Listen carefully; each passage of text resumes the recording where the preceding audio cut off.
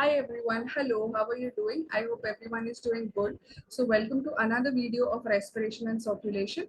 In previous video, we were talking about the conducting system of the heart, in which we saw the different parts of the conducting system, namely the SA node, the AV node, the bundle of His and the Purkinje fibers, which will together cause the pumping action of the heart, that is contraction and relaxation.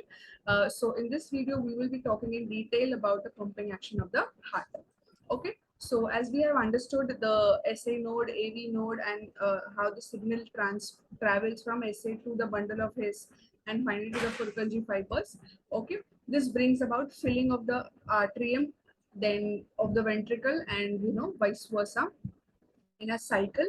So this one heartbeat, that is once the atrium fills, give it to the ventricle, then a ventricle gives to the right ventricle gives the deoxygenated blood to the pulmonary trunk for oxygenation, and the left ventricle gives the oxygenated blood to the aorta for distribution to different parts of the body. So this is one cycle, one complete heartbeat. So that is known as cardiac cycle. Okay, so cardiac cycle, basically it's the event, the steps that take place when the heart beats.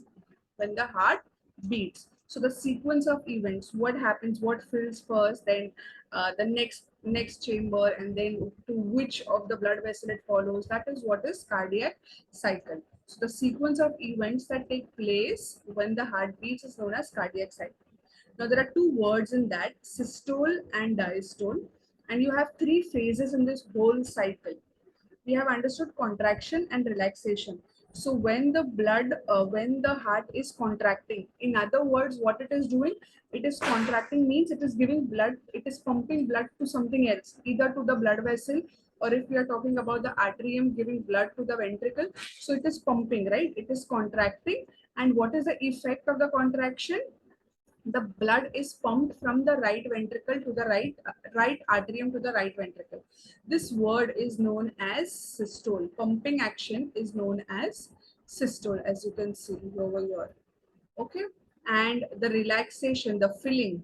Okay, so when pumping has took place, now it will relax. Ventricles are now empty. The blood will come down, filling. This filling is known as diastole. So this whole cardiac cycle is of three phases. What are the three? Systole, pumping and filling, and arterial systole and ventricular systole, and one more phase which is known as joint diastole. So there will be few fraction of seconds when all the chambers of the heart, one, two, three, four, will relax for a few fraction of seconds. Will do what? Will relax for a few fraction of seconds. So that is known as joint relaxing, or let's say joint filling, whatever you might say. So joint diastole and arterial contraction and ventricular contraction, arterial systole and ventricular systole. When this is filled with blood, it will contract and it will pump blood. When this is filled with blood, it will contract because of the signal coming and it will pump blood. Okay, so ventricular systole. So let's move forward, understanding what is arterial systole, ventricular, and joint diastole. Beginning with the joint diastole, first we will begin with when all the four chambers are relaxed. When all the chambers are relaxed. So it is a relaxed state of all the chambers. When all the valves in the ventricles, the tricuspid and the bicuspid. Where are the tricuspid valve? Over here. Okay. The tricuspid and the bicuspid valves are here, somewhere here. Okay. When they are open, blood from the pulmonary vein. Pulmonary veins means which blood? Oxygenated blood. Okay, oxygenated blood, and the vena cava flows into left and right ventricles. So this is the right side, this is the left side. What do we know? Right side has deoxygenated blood and the left side has oxygenated blood. You have to remember this. The right side of the blood will have deoxygenated blood, and the left side will have the oxygenated blood. So the pulmonary vein will bring blood, oxygenated blood, to the left atrium, left ventricles, and here superior vena cava will bring deoxygenated blood to the right ventricle. Okay, respectively through the auricles, right auricle and left auricle. Okay, so this is happening when the blood is getting filled. At that time, all the four chambers are relaxed. That is joint diastole. Joint means both the auricles as well as the ventricle, the right and the left atrium and the right and the left ventricle. Here you see in the diagram.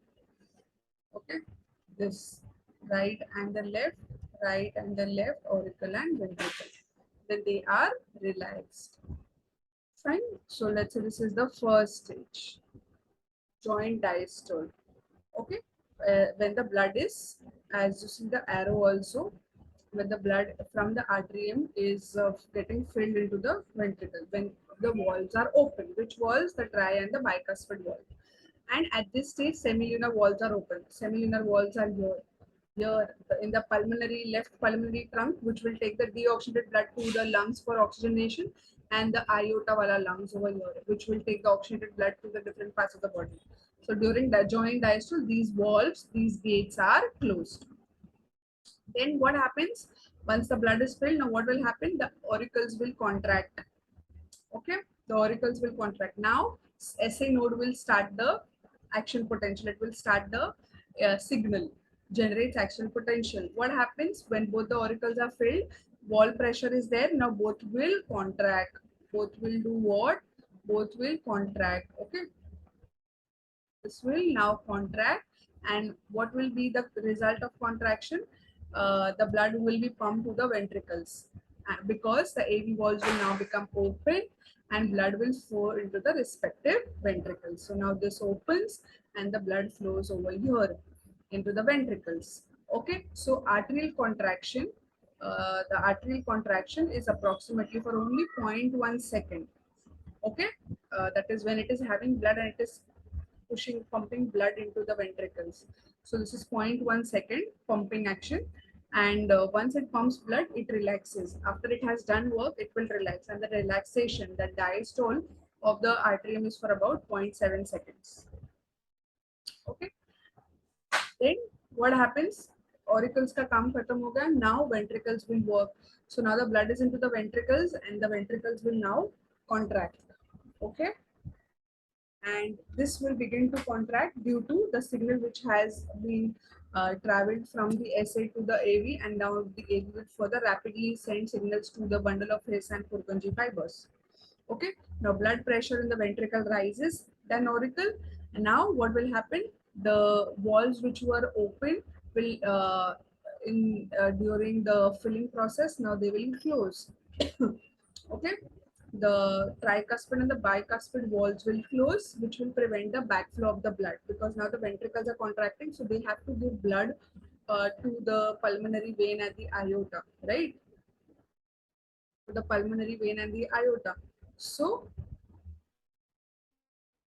uh, the bicuspid and the tricuspid wall will be closed. Atrioventricular walls will be closed. That's the lub sound of the heart. Okay, and when the semilunar walls are open, when the semilunar walls are closed, then a dub sound is created. Okay, so ventricular systole. So after the ventricles are now ready to pump blood, so when the blood pressure in the ventricles rises, now they will open, blood will enter into the arteries, basically the aorta, and the deoxygenated blood into the pulmonary in the pulmonary vein, and then after the systole, diastole will take place, and this systole, the contraction of the ventricles, will last for about 0.3 seconds. Okay, so let's just have a look at the flow chart again. I have a flow chart at the end. We will summarize it.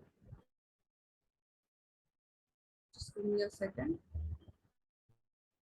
Yeah, here we have. Okay, so first the filling, where all the muscles are, all the chambers are relaxed. Okay, taking you back to the joint diastole. Fine. Then the auricles fill and then they contract. The timings are mentioned. Then the ventricles will fill okay, and a pressure is created, and then the ventricles will carry out the contraction process, and this lasts for about 0.3 seconds. Okay, so and that is the heart sound, that is love dub, dhak dhak, we say in Hindi. So when the AV walls, arterioventricular walls are closed, the first heart sound, that is love, is generated, and when the semilunar walls are closed, then the second heart sound, that is the dub, is created. Okay, you can see in the diagram also. AV walls are closed over here because AV walls open when the auricles empty blood. So now auricles have already emptied the blood.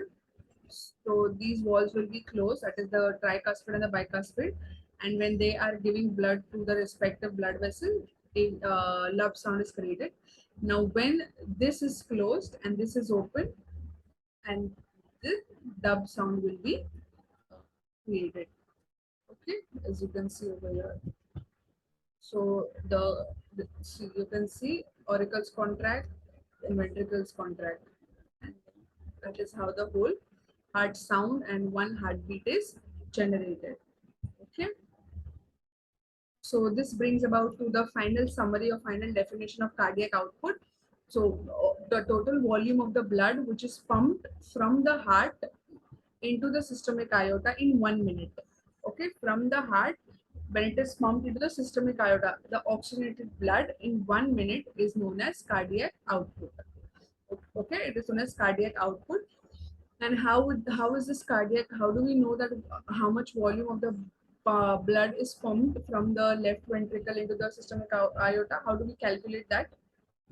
Calculated as a product of the stroke volume, that is the amount of blood pumped by the left ventricle each time it contracts, and heart rate. So the volume of the blood pumped each time by the left ventricle into the rate of heart, will give you the cardiac output. Okay, so the stroke volume into the heart rate or rate of heartbeat, which is the stroke volume, is that is one heartbeat. Approximately 72 ml of blood is pumped. A normal person heart beats 70 times, okay, 70 to 72 times per minute. That is the rate of the heartbeat. So that into how much amount of blood. So when it is beating, how much amount of blood it is pumping, 70 ml.